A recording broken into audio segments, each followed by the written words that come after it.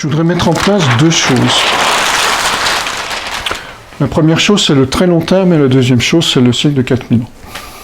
Alors, sur le très long terme, je vous invite à la réflexion suivante. On va vers un double processus qui est un désenchantement progressif du monde, c'est les thèses de Max Weber, et un confinement progressif. Les chasseurs-cueilleurs vivaient dans la grande nature, et dans un espace de liberté, ils pouvaient aller et venir là où ils voulaient. Et la nature était considérée comme l'épiphanie de la grande déesse, c'est-à-dire comme la manifestation visible de la divinité. Ensuite, on a eu les chasseurs-cueilleurs. Alors, qu'ont fait les chasseurs-cueilleurs? Ils n'ont rien trouvé de mieux que de faire un champ. Voilà, ils ont mis des barrières, une limite. Et ils ont dit, dehors c'est l'ennemi, dedans c'est l'ami. Dehors c'est l'ennemi, pourquoi? Parce que c'est les bêtes sauvages, c'est les autres qui veulent prendre le blé qui est en réserve, etc. Et à l'intérieur, on a les animaux domestiqués, et puis on a les potes du clan avec qui on s'entend bien. Et la nature a été domestiquée. On a quitté la grande nature sauvage, qui est devenue dangereuse, pour domestiquer la nature et l'apprivoiser aux besoins des êtres humains. Beaucoup plus tard, l'étape suivante, les êtres humains sont rentrés dans les usines. 19e siècle. Le temps s'accélère, c'est-à-dire chasseurs-cueilleurs, ça a duré très longtemps, 3 millions d'années. L'agriculture-élevage, c'est 100 000 ans, ou 13 000 ans, pardon. Et l'entrée dans l'usine, c'est le 19e siècle. Donc on a une espèce d'accélération du temps. Et dans l'usine, il y a le jardin ouvrier qui fait office de nature, mais autrement, il y a un confinement encore plus croissant, évidemment, que chez le paysan, qui lui est encore à l'air libre et peut observer le ciel. Dans les usines, on est encore en collectif, mais on est enfermé quelque part. Et puis aujourd'hui, depuis 1989, pour prendre une date symbolique, 1989, c'est une date importante, c'est le moment où on a inventé l'hyperlien Internet. Donc qui a permis à tout le monde aujourd'hui de travailler derrière son bureau et de développer le télétravail. Donc qu'est-ce qui se passe aujourd'hui? On est enfermé dans le bureau, on est derrière son écran, et la nature, c'est le pot de fleurs qui est sur le bureau. Donc vous voyez que l'histoire nous amène à quitter de plus en plus tous nos systèmes de projection sur l'extérieur pour rentrer dans une forme de solitude qui va permettre un retournement, ou pas. Parce qu'on peut soit rentrer dans le monde imaginal, c'est-à-dire par cette obligation à quitter l'extériorité, cette grande obligation historique, à quitter l'extériorité, on peut rentrer évidemment dans l'espace intérieur, dans l'espace du cœur, dans l'espace de l'imagination active, ou alors on va rentrer dans le métaverse, qui sera l'étape suivante. Le métaverse, c'est quoi? C'est la version technologique du monde imaginal, si vous me suivez. Le monde imaginal, c'est quoi? C'est ce monde dont parle Henri Corbin dans le soufisme iranien, c'est-à-dire que c'est ce monde empli d'anges, de démons, de mythes, de dieux, etc., auquel on va pouvoir, autrement dit de forces signifiantes, c'est ce que j'évoquais comme ce grand tapis cosmique qui organise l'histoire, si on s'y contacte, va donner du sens à notre existence et éventuellement, comme Napoléon ou Poutine, nous mettre en contact avec l'âme d'un peuple et nous permettre de promouvoir sa réalisation et sa manifestation objective dans le monde. Donc, le monde imaginal, le métaverse, on va traverser l'écran d'une certaine manière et rentrer dans la Maya 2.0. La Maya 1.0 étant celle du monde ordinaire. Donc ce sera une illusion dans l'illusion. Donc on voit bien qu'on est dans une période de retournement aujourd'hui, où on peut... Alors si on regarde évidemment sur le grand temps, vous avez chasseurs-cueilleurs, agriculture-élevage, l'usine, le bureau, et comme on peut guère aller plus loin, on ne peut que remonter, c'est-à-dire on va rentrer en quelque sorte dans une période de, je vais le formuler comme ça, où chacun, du fait de son de son confinement intérieur ou de sa solitude vécue comme une période solaire de réalisation de soi, va être porteur d'une flamme et d'une lumière spécifique. Et l'ensemble de ces lumières va révéler, pour parler en termes théologiques, la beauté du nom de Dieu. Donc c'est ça le processus. Et on vit aujourd'hui, si on reprend le rythme astrologique, entre 2020 et 2036, cette période de retournement. Donc on vit une période... Bon, sans même parler du point de vue astrologique, vous voyez bien que le changement climatique va de toute manière nous amener à repenser le modèle capitaliste qui ne sera plus tenable. Et donc on va vers un changement de civilisation qui sera radical. Donc ça, c'est le premier élément que je voulais évoquer avec vous, que nous vivons une période historique, alors on simplifie entre 2000 et 2050, si vous voulez, qui est cruciale sur le plan de l'histoire, parce que pour la première fois, chaque individu peut développer sa capacité personnelle d'entrer en contact avec la transcendance et d'apporter une lumière dans le processus de création du futur, dans le processus de l'histoire. Donc ça, c'est le grand processus. Alors, je voudrais me limiter à un cycle de 4000 ans, si vous permettez. Pourquoi un cycle de 4000 ans? Alors, on a 3 grands archétypes qui organisent l'âme du monde. Bon, l'âme du monde est un peu...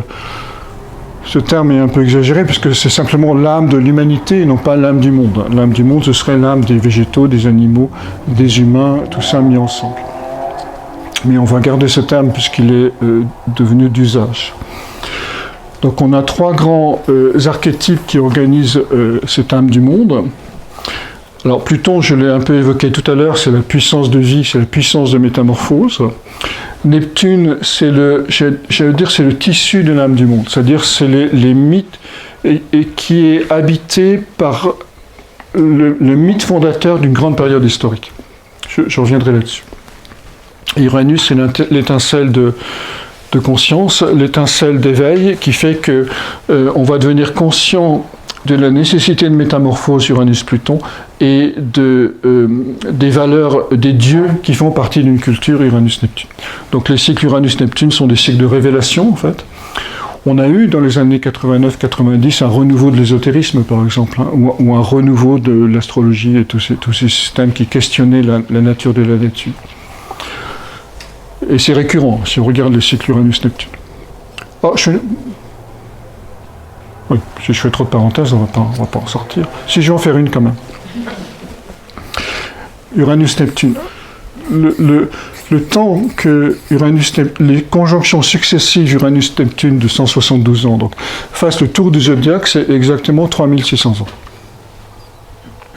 À 3600, pas 3601, pas 3605. Si vous divisez ça, ça fait 600. Jusque-là, ça va. Notre histoire, elle commence, je vous dirai pourquoi tout à l'heure, elle commence en moins 577. Donc ça, c'est le miracle grec. Philosophie grecque, Anaximandre, Anaxagore, Pythagore, qui avaient bien sûr cette triple conjonction en fait dans leur thème astrologique. Si vous rajoutez 600, donc là je suis dans le cycle Uranus-Neptune, vous avez 27. 27, c'est la mission du Christ. Il serait né en moins 6, moins 7, donc il est mort, il est crucifié à 30 ans, à l'âge de 33 ans. Si vous rajoutez... Pardon, vous avez 23. Personne ne m'a dit que j'avais fait une faute de calcul. Vous avez 23. Si vous rajoutez 600, vous avez 623. 623, c'est l'hégire, la naissance de l'ère musulmane. Si vous rajoutez 600, vous avez 1223. 1223, c'est le moment de transition en fait, entre 2 grands mystiques du Moyen-Âge, à savoir Thomas d'Aquin et François d'Assise. Je crois que François d'Assise doit être né de 1220 et Thomas d'Aquin est décédé à peu près à la même époque. Si vous rajoutez 600, vous avez 1823, et c'est le 19e siècle. qui fut une période exceptionnelle sur le plan spirituel. Vous aviez la théosophie, vous aviez la science chrétienne, vous aviez le Bab Baha'u'llah qui a fondé le Baha'i, le mouvement Baha'i. Voilà, merci. La philosophie, c'est plus tard, c'est pas 1970. 1870, la publication du livre de Madame Blavatsky. Oui, mais on est dans une... En fait, je vous dirai pourquoi, on est dans une zone plus large. Mais j'ai pris le 19e. Tout ça pour dire qu'à chacune de ces périodes, tous les 6 siècles, en fait, on a une révélation liée au cycle Uranus-Neptune, si on prend son grand cycle et on le divise par 6. Donc je ne le ferai pas ce soir, mais on pourrait, en suivant cette histoire-là, le concile de Nicée aussi est lié à ce cycle, évidemment. En suivant cette histoire-là, on peut voir comment l'esprit s'incarne progressivement dans la matière pour produire l'histoire. Donc on a des espèces de grands bouleversements qui descendent du ciel, de grandes révélations qui descendent du ciel, et qui vont bousculer le rythme lent et continu de l'évolution de l'humanité. Je ferme la parenthèse, mais c'était pour vous montrer que le timing astrologique peut être très précis. Alors je reviens à notre 6e siècle avant notre ère. Qu'est-ce qui s'est passé à ce moment-là? On avait donc une triple conjonction Uranus, Neptune, Pluton. Autrement dit, les 3 facteurs de l'âme du monde, l'esprit de liberté, Uranus, la conscience d'amour, Neptune, et la puissance de métamorphose, Pluton, étaient réunis ensemble au même endroit du zodiaque, dans le signe du Taureau. Juste des images ou des points de repère historiques. Vous savez que Pythagore, Lao Tzu, Confucius et Bouddha, et Zoroastre, mais c'est plus discuté, et Mahavira, le fondateur du jaïnisme, étaient contemporains. Et ils sont tous nés entre moins 550 et aux alentours de moins 577. Autrement dit, ils avaient tous dans leur thème astrologique cette triple conjonction. Et on en parle encore aujourd'hui. On en parle encore aujourd'hui. Je ne sais pas de quel philosophe ou de quel penseur on parlera encore dans 2500 ans. De quel penseur contemporain on parlera encore dans 2500 ans. Alors, ça c'est le premier point. Le deuxième point, c'est quoi? C'est que on a une répartition géographique. Le plus long cycle dans cette histoire, c'est Neptune-Pluton. Il faut 496 ans pour que 2 conjonctions successives se forment. Donc 5 siècles, on va simplifier, on va faire 5 siècles.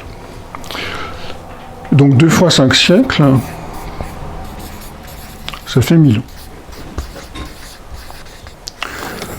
Et si on regarde notre histoire en Occident, on a effectivement 3 périodes de 1000 ans, si on commence en moins 577.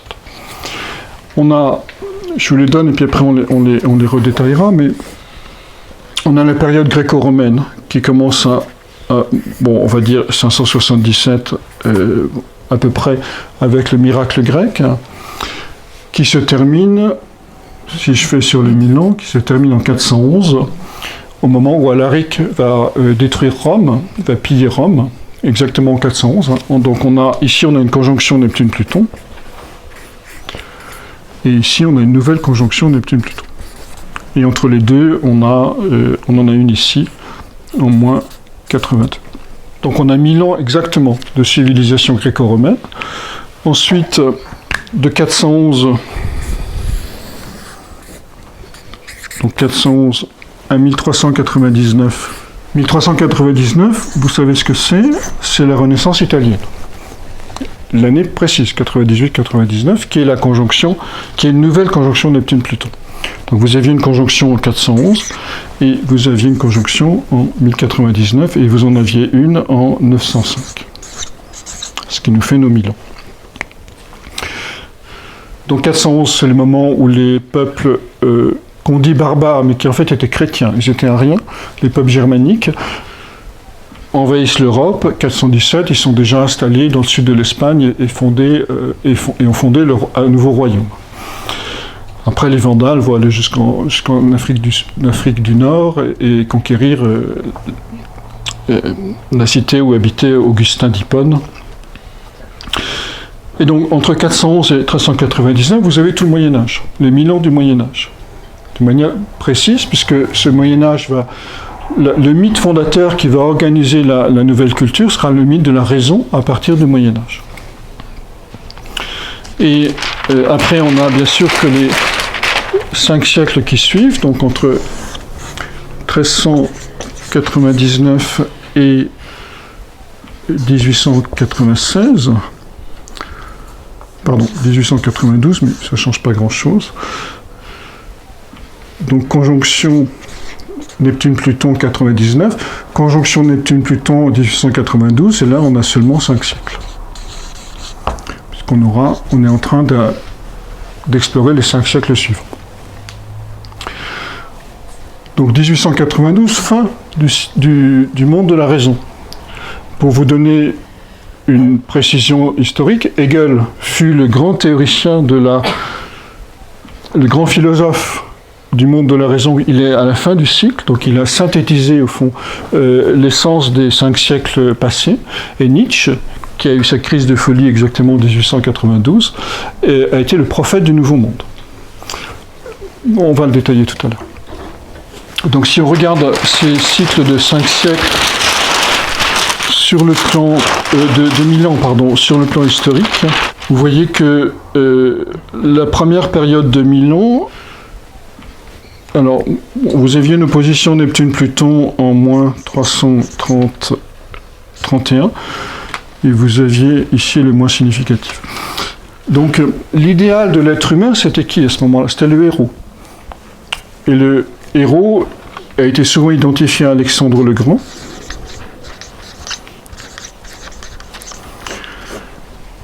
Qui a œuvré exactement au moment de l'opposition Neptune-Pluton, de la première période de 5 siècles. Et donc, qu'est-ce qu'a fait Alexandre? Il a en fait permis la fondation de 4 grands empires qui ont une influence considérable sur tout le déroulement de l'histoire, à savoir, suite à son échec, c'est le seul qui a réussi, en fait, pendant au moins 3 ans, 4 ans, à réunir Orient avec Occident. Et le plus emblématique, c'est le mariage de Suse, qui a laissé évidemment une mémoire importante de l'histoire, où il était en Irak, enfin ce qu'on appelle aujourd'hui l'Irak, Babylone, et il a marié ses soldats, donc grecs et macédoniens, avec des femmes asiatiques. Donc symboliquement, il a réuni Orient et Occident. Et ça, c'est au moment de l'opposition. Donc comment relier Neptune avec Pluton, ici.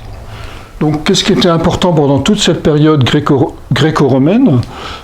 C'était le héros, dont le visage emblématique, évidemment, a été incorporé, a été représenté par Alexandre. Qu'est-ce qui a été important pendant toute cette période du Moyen-Âge? C'était le saint. Bernard de Clairvaux, Thérèse d'Avila, les monastères, etc.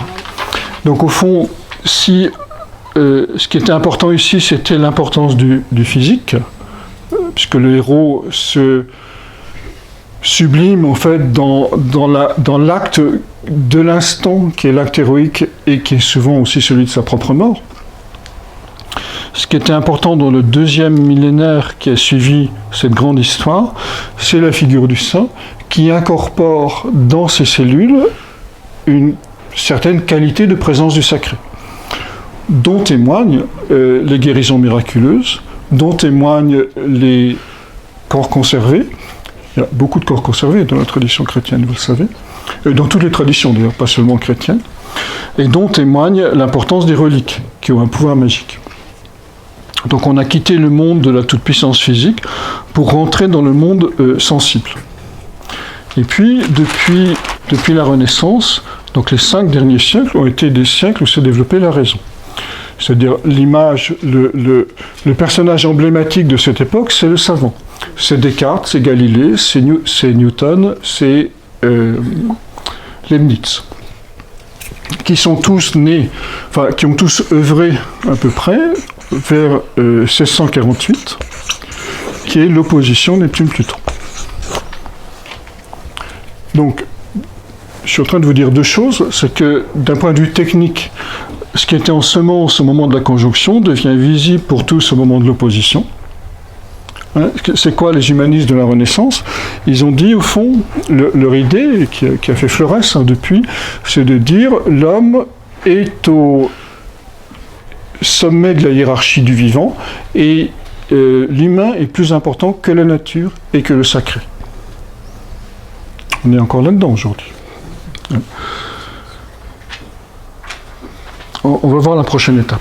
Et 1892, alors on clôt le cycle de la raison toute puissante pour entrer dans, alors on va dire ici, pour prendre un langage ésotérique, ces 5 premiers siècles, on est dans le mental, et les 5 siècles suivants, on va être dans ce qu'on appelle souvent le mental supérieur, c'est-à-dire le développement d'une vision, d'une perception directe des informations.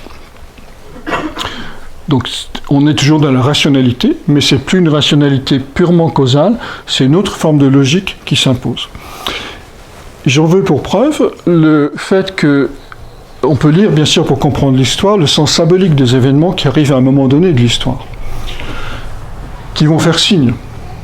1896, Becquerel observe la première réaction radioactive, la radioactivité. Il découvre la radioactivité. Or, la radioactivité est le seul phénomène, est le premier phénomène physique qu'on peut qualifier de non causal. On ne sait pas, c'est Hubert Reeves qui explique ça, on ne sait pas quel neutron ou quel proton va s'éjecter du noyau pour former le phénomène radioactif. Donc il n'y a pas de raison causale, ça c'est apparemment assez spontané. Mais c'est pas tout. 1900, psychanalyse avec Freud. 1911, psychanalyse jungienne après la séparation de Freud et de Jung, 1911, 1912, 1913. 1905, je crois, Kandinsky développe l'art moderne. À la fin du 19e siècle, c'est 1896, Cantor commence à s'intéresser aux ensembles infinis, donc il questionne la question mathématique des infinis. Et bien sûr, la mécanique quantique, qui a été formulée dans les années 1920, mais dont la première hypothèse date de Planck, les quanta, 1900. Donc vous voyez bien que depuis 1892, si on lit symboliquement ces événements, qu'est-ce qui va les relier? Qu'est-ce qui relie? Alors on peut aussi rajouter Husserl, la phénoménologie transcendantale. 1900 exactement toujours. Donc, qu'est-ce qui relie tous ces penseurs, toutes ces découvertes? C'est le fait qu'on rentre dans le monde, ce que j'ai appelé le monde du surréel. C'est-à-dire, on rentre dans un monde qui n'est plus seulement causal, mais qui est multipolaire, multidirectionnel, et qui permet de faire des liens entre le fini et l'infini. Ce lien entre le fini et l'infini, évidemment, Cantor l'a fait avec ses mathématiques. Kandinsky l'a fait avec l'art moderne, puisque à travers ses peintures, il cherche à exprimer, il était très influencé par la théosophie, notamment, vous le savez, donc il cherche à exprimer les forces formatrices qui sont à l'œuvre dans l'univers. Freud et Jung vont chercher à comprendre ces mêmes forces du monde imaginal qui construisent la personnalité, donc la sexualité avec Freud, et puis l'inconscient collectif avec Jung. La phénoménologie transcendantale, c'est exactement ça, puisque Husserl met en relation ce qu'il appelle les aidos. Il reprend en fait les thèses du soufisme iranien, c'est-à-dire il dit au fond que chaque existant dans notre monde, une théière, un œuf, une poule et une nappe à papier, ont leur correspondance, leur champ édétique, c'est-à-dire leur correspondance dans le monde métaphysique, dans le monde invisible. La mécanique quantique dit ça aussi, c'est-à-dire une particule dont on ignore tout va pouvoir se définir uniquement s'il y a un observateur qui est là pour la caractériser. Et on sait aussi que l'électron est délocalisé, c'est-à-dire il a un champ une probabilité de présence autour de son noyau, mais on ne peut pas négliger le fait, même si cette probabilité est infime, que certains électrons qui composent notre corps sont en ce moment même à l'autre bout de l'univers. La probabilité est non nulle. Donc vous voyez qu'on entre dans le champ de la délocalisation et du surréel, c'est-à-dire le fait que le monde imaginal commence à fusionner avec... Pas il commence, il l'a toujours fait, mais on commence à comprendre en réalité que ce monde imaginal, on a une forme de pensée qui permet de comprendre que ce monde imaginal fusionne avec le monde réel et organise ses destinées. C'est aussi le sens de la métahistoire que je suis en train de développer ici. Donc vous voyez que nous sommes rentrés, et donc on a pour 5 siècles encore 4 siècles pour être précis, d'exploration de ce monde-là. Alors vous allez me dire, oui, mais la raison est encore toute puissante. C'est vrai ? Mais regardez, le Concile de Trente, donc 1600, 1500, je vais dire une bêtise, mais je crois que c'est dans les années 1540. Jusqu'au Concile de Trente, la religion était encore toute puissante. Bien qu'il y ait quelques velléités des fous furieux qui ont inventé la perspective, par exemple, en 1405, ou qui est dit ou qui ont voulu faire un retour à l'art grec et à la pensée de Platon et Pythagore, où on a commencé à retraduire plein de textes. Mais la pensée collective dominante était encore très religieuse. Donc on a le poids du passé, évidemment, qui organise encore la société jusqu'au premier carré Neptune-Pluton. Et ensuite, les nouvelles valeurs deviennent une évidence au moment de l'opposition, c'est 148 ici.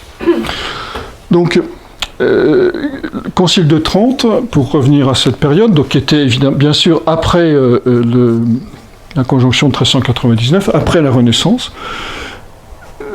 mais ce concile a montré que le mythe chrétien n'était plus dans l'esprit du temps. Pourquoi ? Parce que c'est la première division du christianisme en Occident, avec la question du protestantisme. Donc le protestantisme, je crois que c'est 1617, donc ça doit être un peu après le concile.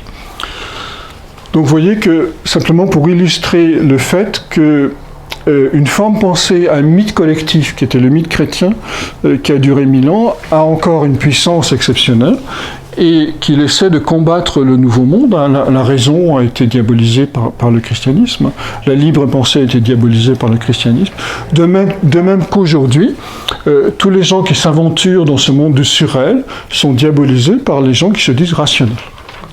Mais ce n'est pas le sens de l'histoire, ils sont fichus. C'est ça qu'il faut voir. Donc, on peut continuer.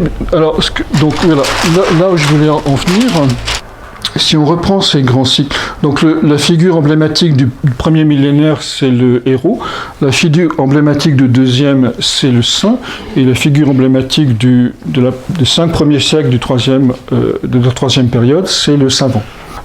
Là, c'est le monde hellénique. Première partie, c'est le monde hellénique. Et deuxième partie, c'est le monde romain. Puisque César, alors moins 82, c'est Sylla, c'est-à-dire à la fin du cycle Neptune-Pluton, les fins de cycle sont toujours des périodes de chaos. Donc la République romaine, ici, est complètement noyautée par une oligarchie dominante.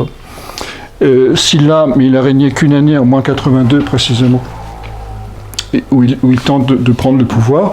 Après, en 60, donc moins 60, conjonction Uranus-Neptune, mais on passe sur un autre cycle, donc c'est plus compliqué à exposer, mais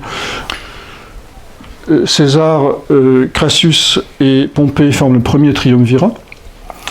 Et ensuite, on a progressivement la mise en place de l'Empire romain jusqu'en moins 27 avec Marc-Antoine, qui cette fois-ci prend le pouvoir et s'affirme en tant qu'Auguste.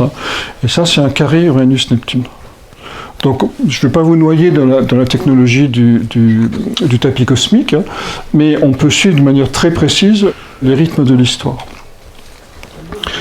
Mais effectivement, on peut le diviser en deux parties. C'est-à-dire ici, c'est le monde grec. Ici, c'est en fait toute l'histoire de l'Empire romain qui chute en 411. Puisque après, on a... Alors, en 336, au moment du carré décroissant Neptune-Pluton, c'est l'année exacte de la conversion de Constantin. Et là, évidemment, le mythe du paganisme et le mythe de Rome, autrement dit, le paganisme ne soutient plus l'histoire de Rome. Et en 411, on a les fameuses invasions des peuples germaniques qui sont chrétiennes, donc qui sont ariens en fait. Idem pour ici cette deuxième partie. Donc ici on a donc grec et Rome. Ici on a ce premier Moyen-Âge, ce qu'on appelle le premier Moyen-Âge, qui va durer en fait, selon les auteurs, 905 ou 936, fondation de l'Empire romain germanique en 936. Donc ce premier Moyen-Âge qui, pour simplifier, est tourné se construit dans les monastères. Donc au fond, la conscience de l'être humain va être tournée vers ses propres sentiments en rapport avec le sacré. Et après, dans cette deuxième partie, on a d'abord la construction des cathédrales romanes, puis les cathédrales gothiques. Autrement dit, c'est l'explosion de la joie pour honorer le Créateur. Donc ici, on est dans l'ordre du sentiment, ici, on est dans l'ordre de l'émotion. Tout ça pour vous. Et après, évidemment, on sera dans l'ordre de la pensée à partir de 1399-1892, pensée analytique. Donc qu'est-ce qui se dessine ? Il se dessine l'élaboration d'une personnalité collective, du moins en Occident. D'abord, on pose les principes avec les Grecs, on met en place un territoire avec les Romains, c'est le premier empire si on accepte Darius, c'est le premier empire, Darius, l'empire perse. C'est le deuxième empire de l'histoire du monde. Donc plan physique et plan des principes. Ensuite, l'élaboration de sentiments partagés collectifs avec le christianisme, le premier christianisme du Haut Moyen-Âge. Partage d'une joie, d'émotions collectives avec le deuxième Moyen-Âge, dont les cathédrales gothiques sont le symbole flamboyant. Et puis, partage d'une rationalité collective, d'une pensée collective analytique entre 1399 et 1892. Et donc la prochaine étape, ce sera le développement d'un contact collectif avec ce mental supérieur, ce monde imaginaire. Alors vous allez me dire la suite. Donc vous ne me l'avez pas dit ? Alors la suite, on a encore... donc là, on a encore 5 siècles. Alors, je ne vous donne pas les dates exactes parce que je ne m'en souviens plus, mais on va dire 1900 pour simplifier, 2000, si on rajoute 5, 2400. Alors 2400, 3400 si on finit notre cycle de 1000 ans. Donc l'histoire va se terminer vers 3383 pour être précis. Donc développement on va simplifier en disant le mental supérieur jusqu'en 2400, et après, on aura encore 1000 ans d'histoire pour achever la promesse des origines. C'est quoi la promesse des origines du 6e siècle avant notre ère ? La triple conjonction a lieu en taureau.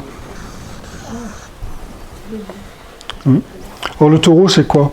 C'est exactement le signe. C'est le signe le plus lumineux du zodiaque puisqu'il réunit le soleil et la lune, donc c'est pas le signe du matérialisme. Le matérialisme est juste lié au processus au grand processus d'évolution que j'évoquais tout à l'heure, hein, où on s'enferme de plus en plus où notre conscience regarde de plus en plus vers la Terre et entre dans le bureau et va être obligé à un retournement par l'intérieur vers le monde imaginaire. Mais la promesse du taureau, c'est quoi ? C'est de faire descendre l'esprit dans la matière, qui a été renouvelée d'ailleurs par la résurrection du Christ. Donc, qui était le deuxième point de révélation, je vous rappelle, après le miracle grec. Donc c'est l'aboutissement de ce processus, donc on va rentrer symboliquement dans le temple. Pour vous prendre une analogie avec le corps humain, première période de 2000 ans, c'est les membres inférieurs.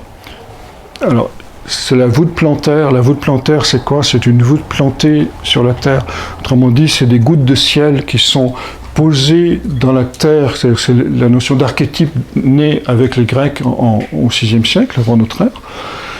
Puis après, les principes ayant été posés, il va falloir des jambes, des cuisses, des jambes, pour arpenter le territoire et conquérir le territoire. Ça a été le grand taf des légions romaines.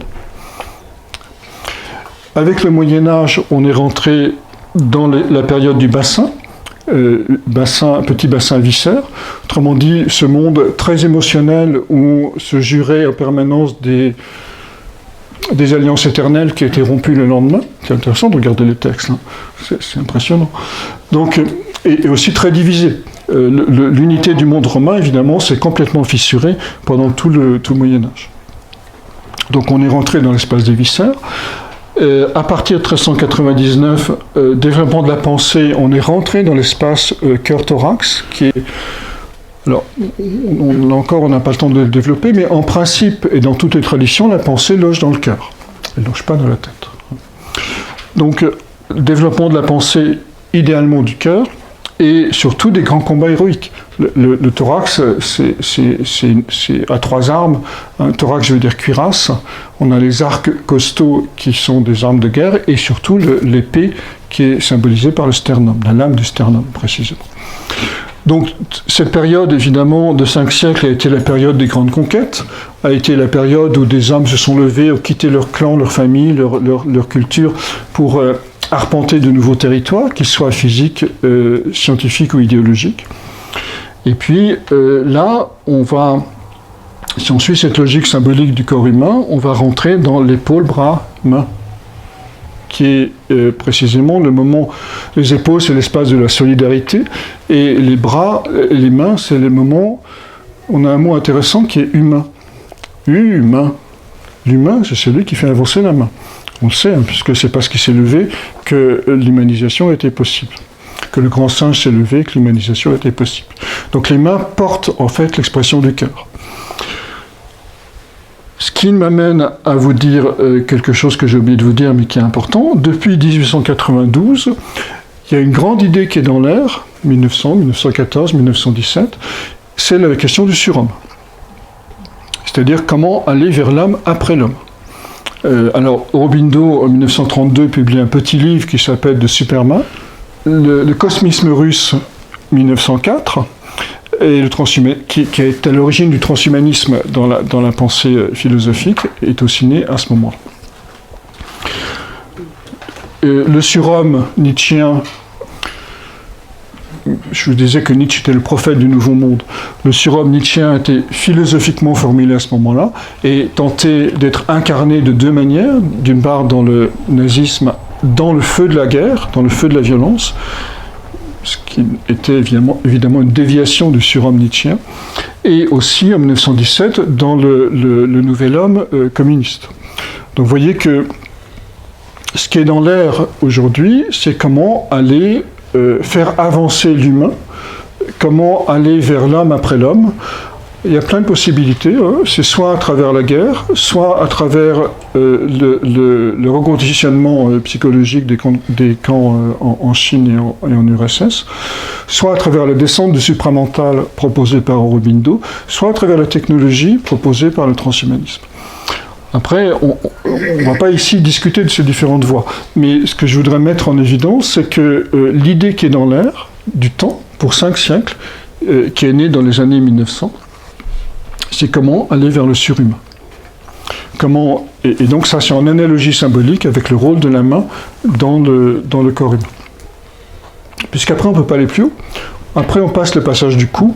Donc ça, ce serait les derniers 1000 ans, 2400-3400. On va rentrer dans l'espace du temple. Puisque le frontal veut dire ce qui est devant l'autel, en latin. Et, on ne va pas développer ça, mais symboliquement, le crâne représente, avec son palais qui est devant, et les os du crâne représentent un espace où se réunissent la jouissance temporelle et la présence du sacré. Et donc l'être humain accomplit sa destinée de mettre l'esprit dans la matière puisqu'il rentre dans le temple, dans ce dernier millénaire. Donc ce que je suis en train d'essayer de vous dire, c'est que la meilleure chose qu'on puisse faire aujourd'hui, c'est d'accompagner l'histoire. Donc on ne va pas rentrer, sauf à titre individuel, mais à titre collectif, on ne va pas rentrer dans le temple tout de suite. Par contre, à titre individuel, on peut accompagner ce grand mouvement collectif qui est d'aller vers la transformation de la nature humaine pour qu'elle puisse un jour recevoir le coup fatal, passage du coup, qui va nous permettre, je vais le dire comme ça, d'abandonner notre identification à la conscience pour rentrer dans ce grand jeu divin entre l'esprit et la matière. Donc ça a fonctionné jusqu'à aujourd'hui, il n'y a pas de raison que ça ne fonctionne pas jusqu'en 3400. Et en 3400, nous serons prêts pour une nouvelle époque charnière, pour une nouvelle grande période de 4000 ans de civilisation, qui nous mettront en contact probablement avec le monde des étoiles. Vous voyez pourquoi? Parce que si on rentre dans le temple, évidemment, on va pouvoir rentrer en contact avec d'autres champs de conscience qui sont au-dessus de la... L'homme sera devenu sapiens, notre visage sera devenu une vie sage, et on pourra enfin contacter le monde des étoiles. Oui, vous évoquiez donc l'arrivée de Freud et de Jung. Oui.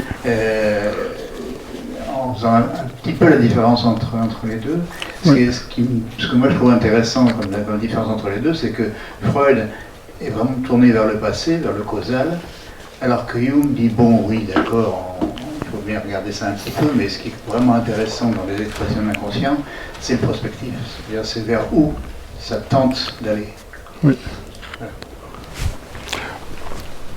Voilà. Freud c'est 1900 et Jung c'est 1912-1913. Donc on peut considérer que c'est l'étape suivante d'une certaine manière.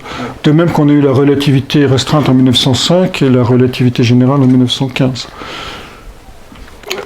Freud disait, c'était évidemment un point de départ, mais il disait que la conscience est le sommet d'un iceberg. Et que le reste... Donc au fond, il a quand même mis en évidence, il a dénarcissisé l'être humain, d'une certaine manière. Et ça, c'est une révolution. Même si son analyse reste... Il est paradoxal, parce qu'il essaie d'analyser d'une manière causale quelque chose qui ne l'est pas. Et donc il va tout ramener. C'est pour ça que l'inconscient collectif a du mal à passer, d'une part chez Freud, mais aussi en France, parce que c'est un pays extrêmement rationnel, rationaliste plutôt. Et donc on ne peut pas concevoir un champ qui soit opératif sans support matériel. C'est pour ça que l'homéopathie a du mal, etc. Enfin, c'est toujours la même raison qui est derrière. Parce qu'on est en France, on est quand même le pays de Descartes et de Leibniz et de tous ces gens. Et l'Angleterre, le pays de Newton, mais c'est très rationnel, qui dit, au fond, pour que quelque chose se manifeste, il faut une cause et un effet. Et donc une relation matérielle entre l'un et l'autre. Et si on est dans ce paradigme-là et qu'on ne l'a pas questionné, il y a plein de choses qu'on ne peut pas accepter. Dont l'inconscient collectif. Dont tout ce que je vous raconte, l'astrologie, enfin tous ces systèmes. Je vais revenir un petit peu au présent. Vous aviez évoqué un premier changement. Enfin, de ce que je comprends, on est plutôt à subir quelque chose d'assez collectif. Oui. Et vous aviez évoqué 2026. Oui. Donc ça veut dire que jusqu'en 2026, on est aussi dans une phase de soumission, quelque part. On est dans une phase de chaos. Alors chaos, ça veut dire deux choses. Ça veut dire guerre, désordre, conflit, etc. Mais ça veut aussi dire questionnement du passé pour repartir à partir de 2026 sur de nouvelles bases. Possibilité de transformation. Possibilité de transformation. On le voit de toute façon, l'Europe, du fait de ce conflit ukrainien, il y a des repositionnements partout en fait. Sur la question du chaos, si j'ai bien compris, Prigogine et toutes les théories du chaos, oui. S'il n'y a pas de chaos, il ne peut pas y avoir vraiment de renouvellement, parce que c'est le chaos qui permet l'émergence et qui permet un renouvellement. Exactement, l'ordre naît du chaos. C'est facile à dire, c'est beaucoup moins facile à vivre, oui. On est d'accord. Oui. Mais bon, il ne faut pas non plus tomber dans la crainte du chaos, enfin le refus du chaos, parce que dedans, il y a quelque chose de nouveau qui gère. Oui, absolument. C'est comme les périodes de crise, quoi. C'est la période de crise qui pousse au changement. Oui, en même temps, ce que je vous disais en introduction, c'est que le chaos de 2000, enfin la guerre en Ukraine, voilà, est la signature du fait qu'on a mal géré notre rapport à la Russie depuis 1989. Donc c'est un chaos qui n'était pas... vous m'auriez demandé il y a 10 ans ou il y a même 6 mois est-ce que Poutine va entrer en guerre, je vous aurais dit non. Parce que en général, les grands conflits en astrologie sont liés au cycle Saturne-Pluton. 1099, les croisés attaquent Jérusalem, opposition Saturne-Pluton. Enfin, la guerre de 1439, 1445, c'est 14 conjonction Saturne-Pluton, 48 conjonction Saturne-Pluton, procès de Nuremberg. Et la guerre de 30 ans, 1618-1648, est exactement encadrée par une conjonction en 1618 et une autre conjonction Saturne-Pluton en 1648. Donc les grands espaces de métamorphose collective sont liés au Saturne-Pluton. Là, on n'a pas de Saturne-Pluton. Mais on a par contre un cycle qui a été géré à la chaussette, comme n'importe quoi. Mais comme absolument n'importe quoi. Comme n'importe quoi, simplement parce que les États-Unis ont voulu prendre le pouvoir et empêcher la construction d'un espace d'une civilisation euro-asiatique qui puisse faire concurrence à leur pouvoir de domination. Mais l'Europe n'a rien vu venir. Et elle n'a pas saisi l'opportunité historique de 1989. Ça va être très rapide, c'est juste pour dire que le conflit ukrainien, il me semble c'est facile à dire après coup, mais il a démarré à la conjonction exacte Mars-Pluton. Oui, absolument. Oui, ça c'est le déclencheur. Je suis d'accord. Oui, alors effectivement, dans ces grands cycles, on a des moments où les gens s'énervent, quoi. Hein. Donc Mars-Pluton, c'est lié aussi aux attentats terroristes, enfin Soleil-Pluton, Mars-Pluton. Mais évidemment, les gens s'énervent parce que le cycle a été mal vécu depuis le début, effectivement. Alors c'est peut-être pas le sujet, mais le sujet m'amène à penser à une question pour vous. Est-ce que les planètes, c'est pas un petit peu le reflet du conscient et de l'inconscient? Tout à coup, il y a un truc qui... Oui, bien sûr. En fait, j'étais en train de me dire si une planète toute seule, elle fait pas, enfin, pour s'exprimer, enfin, on n'entend pas son expression. Il lui faut toujours. C'est pour ça que vous évoquiez les conjonctions, en fait. Mais en fait, elles perdent leur expression si elles n'ont pas soit une conjonction, soit un dialogue avec ça. Enfin, pas tout à fait. Mais on va dire que je vais essayer de vous répondre rapidement. Mais on va dire que les conjonctions sont des fenêtres ouvertes sur le monde imaginal, sur le ciel, et qu'après, ce qui a été semé, ce qui s'est ouvert à ce moment-là, va, comme une semence, comme une plante, croître progressivement tout au long du cycle, en suivant le rythme des planètes seules. Vous parliez de la phase surhumain. Oui. Et comment bien l'accompagner, cette phase-là?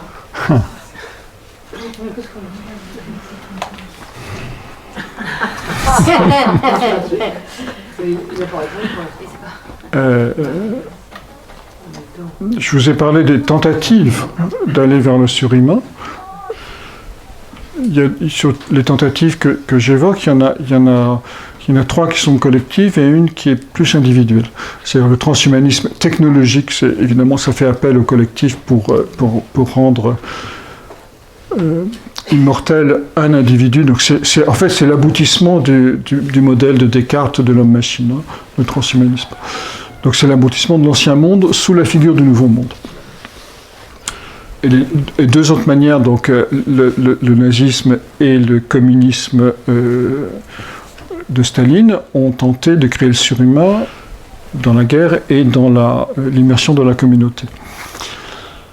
Et la 4e manière, qui est la plus personnelle, c'est le travail de Robindo sur la supramentale.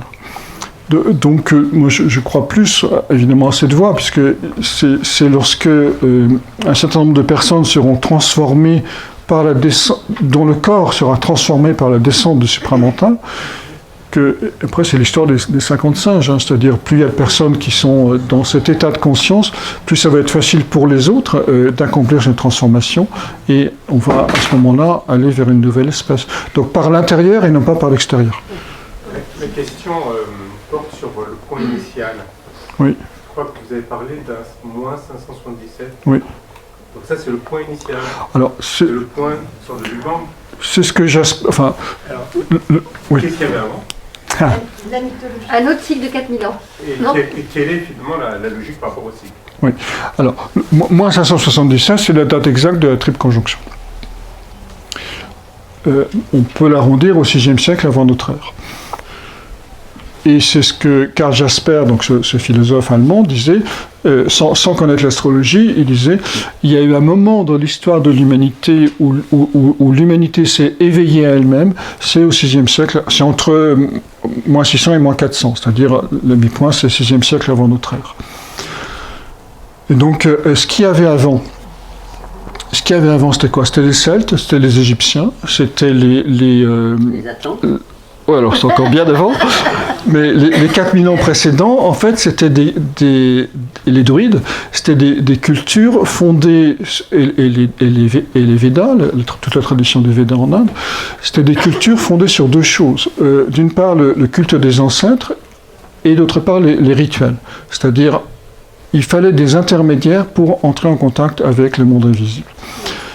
Qu'on dit, quel est le point commun entre Pythagore, Confucius, Lao Tzu?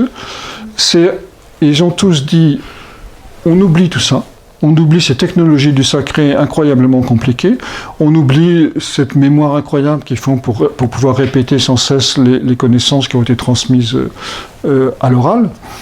Et vous savez que les Celtes devaient apprendre un nombre incroyable de poèmes, etc. Et on établit un contact direct avec la transcendance. Donc là, on est bien dans le champ du taureau et non plus du Verseau, qui était le signe de la triple conjonction d'avant. Pythagore, les nombres sont opératifs, ils sont là pour calculer, mais ils ont aussi une fonction archétypale. Bouddha, on arrête de discuter avec les hindouistes et on s'assoit et on médite. Et Lao Tzu, on oublie aussi le vieux monde et on entre en contemplation. Donc vous voyez que cette rupture épistémologique a été le fait de dire on quitte le monde de la complexité de la pensée métaphysique pour rentrer dans le contact simple et direct avec le monde des essences. Et donc ce qui ensemence, idéalement, devrait s'accomplir à la fin du cycle, mais pour tout le monde, et pas seulement pour quelques hommes semences qui ont raconté des trucs et qui étaient évidemment sensibles à l'esprit du temps, de leur époque. Le cycle de la Russie qu'on a mal pris là, dans le 172, c'est le début, c'est 1917. Non, c'est plus ancien. Non, c'est la publication du manifeste. Alors, évidemment, Marx n'était pas russe et il a travaillé à Londres, hein. Mais le point sémence idéologique date de 1848, 47-48, publication du manifeste. C'est un peu rock'n'roll ce que je vais dire, mais l'histoire de l'apparition de Marie à Fatima en 1917, où elle demande dans son troisième secret de sacrer la Russie et l'Ukraine. Oui. Je sais pas, je trouve que tout d'un coup, Oui, ça prend du sens aujourd'hui, c'est sûr. avec ce que vous dites Oui. aussi sur Oui. le cycle de 172 ans raté, et cette Oui. occasion ratée avec, entre guillemets, Oui. oui, enfin voilà. Oui, bien Et sûr. il se trouve que le pape apparemment a décidé de sacrer, je crois, ou consacrer justement l'Ukraine et la Russie à une semaine. Ou... Oui. Ah bah voilà. Oui, c'est demain. Oui, Oui, parce non, que mais- je crois qu'aujourd'hui l'âme russe a besoin d'une reconnaissance. Et elle a été tellement, enfin, elle est passée par tellement de péripéties, et surtout elle a été complètement ignorée de l'Occident depuis 1989. Donc la seule chose qu'elle cherche à faire, c'est à se protéger et à avoir une forme de reconnaissance. Bien sûr.